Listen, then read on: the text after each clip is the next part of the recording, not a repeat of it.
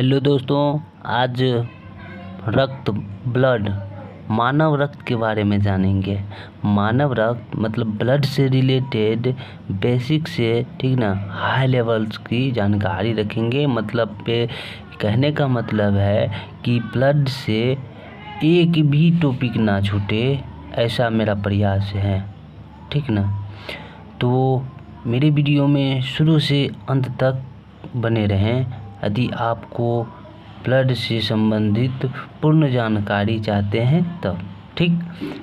तो आइए बनाते हैं, देखते हैं। कहता है रक्त एक प्राकृतिक कोलाइड है। रक्त एक तरल संयोजी ऊतक है। रक्त एक क्षारीय विलयन है जिसका पीएच मान 7 होता है, 7.4 होता है, ठीक ना। तो हमने ये प्राकृतिक कोलाइड, तरल संयोजी ऊतक, क्षारीय विलयन इसलिए दिया है ताकि आपको यह कन्फ्यूजन ना रहे कि ऑब्जेक्टिव में यदि आपको दिया रहेगा रक्त एक प्रकार का डैश है, ठीक ना, कोई भी ऑप्शन दिया रहेगा तो इसमें प्राकृतिक कोलाइड रहेगा, प्राकृतिक कोलाइड मारेंगे। तरल संयोजी ऊतक रहेगा, तरल संयोजी ऊतक मारेंगे। या एक क्षारीय विलयन रहेगा, क्षारीय विलयन मारेंगे, ठीक।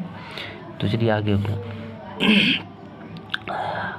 मानव शरीर में रक्त की जो मात्रा होती है वो शरीर के भार का 7% होता है, ठीक ना। एक वयस्क मनुष्य में औसतन 5 से 6 लीटर रक्त होता है, मतलब उसके कुल भार का 7% होता है। एक वयस्क मनुष्य में औसतन जो 5 से 6 लीटर रक्त होता है उसके कुल भार का 7% होता है। महिलाओं में पुरुष की तुलना में आधा लीटर रक्त कम होता है, ठीक ना। रक्त में 2 प्रकार के पदार्थ पाए जाते हैं, ठीक ना। रक्त में 2 प्रकार के पदार्थ पाए जाते हैं, एक होता प्लाज्मा, ठीक ना। यहाँ पे प्लाज्मा 1 नंबर में दिए, एक है रुधिराणु। तो पहले प्लाज्मा के बारे में जान लेते हैं। रक्त में प्लाज्मा जो होता है वो 60% होता है। रक्त में प्लाज्मा कितना होता है? रक्त में 2 प्रकार के पदार्थ, प्लाज्मा और रुधिराणु, जिसमें प्लाज्मा 60% होता है। प्लाज्मा का 90% भाग जल होता है। प्लाज्मा का 10% भाग में प्रोटीन और कार्बोहाइड्रेट होता है, जिसमें प्रोटीन 7% और लवण 0.9% और ग्लूकोज 0.1% और कुछ जो है ना और अन्य पदार्थ जो हैं वो बहुत कम ही मात्रा में होते हैं, ठीक। उसके बाद हम देखते हैं प्लाज्मा में 7% प्रोटीन होता है ना। प्लाज्मा का 90% भाग तो जल हो गया, 10% भाग बचा, 10% में 7% प्रोटीन हो गया और 7% प्रोटीन में आ गया फाइब्रिनोजेन और प्रोथ्रोम्बिन नामक प्रोटीन हुआ जो 7% है, ठीक। प्लाज्मा के कार्य हो गया क्या कि पचे हुए भोजन एवं हार्मोन का शरीर में संवहन करना। प्लाज्मा के कार्य हो गया पचे हुए भोजन और हार्मोन का शरीर में संवहन करना, इसका कार्य हो गया, ठीक ना। तो आगे चैप्टर देखते हैं। ये मैंने नोट बड़ी मेहनत से बनाया हूँ, ठीक।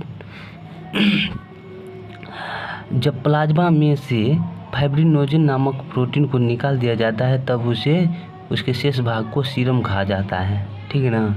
तो प्लाज्मा देखिए, रक्त में 2 प्रकार के पदार्थ, प्लाज्मा और रुधिराणु। प्लाज्मा के 90% भाग जल होता है, बचा 10% में 7% प्रोटीन होता है, ठीक ना। 7% प्रोटीन होता है, 0.9% लवण होता है और 0.1% ग्लूकोज और अन्य पदार्थ भी बहुत कम ही मात्रा में होता है। तो 7% में कौन हो गया? प्रोटीन में कौन हो गया? फाइब्रिनोजेन और प्रोथ्रोम्बिन, जिसमें से पूरे प्लाज्मा में यदि हम फाइब्रिनोजेन को निकाल देंगे तो शेष बचे प्लाज्मा को क्या कहेंगे? सीरम कहा जाता है। तो आइए इसको डायग्राम से समझते हैं। रक्त में 2 प्रकार के पदार्थ, एक होता है प्लाज्मा, दूसरा होता है रुधिराणु। प्लाज्मा में 60%, ठीक ना। रक्त में प्लाज्मा 60%, इस प्लाज्मा में 90% जल होता है। इस प्लाज्मा में 90% जल होता है, 7% प्रोटीन होता है, वही 7% में होगा फाइब्रिनोजेन और प्रोथ्रोम्बिन, ठीक। लवण हो गया 0.9%, 0.1% ग्लूकोज हो गया और शेष पदार्थ बहुत ही कम मात्रा में होते हैं।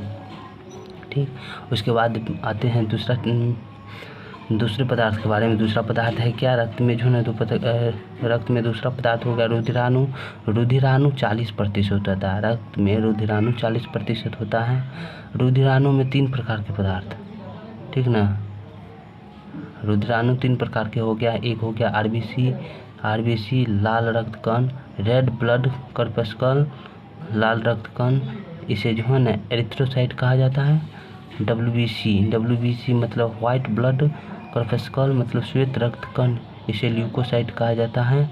प्लेटलेट्स रक्त बिंबाणु, ठीक ना। ब्लड प्लेटलेट्स रक्त बिंबाणु, इसे जो है ना थ्रोम्बोसाइट भी कहा जाता है। ठीक, तो आज यहीं तक। कल जो है ना नेक्स्ट वीडियो में रुधिराणु के इन तीनों टाइपों का अध्ययन करेंगे, आरबीसी, डब्ल्यूबीसी, प्लेटलेट्स। तो इन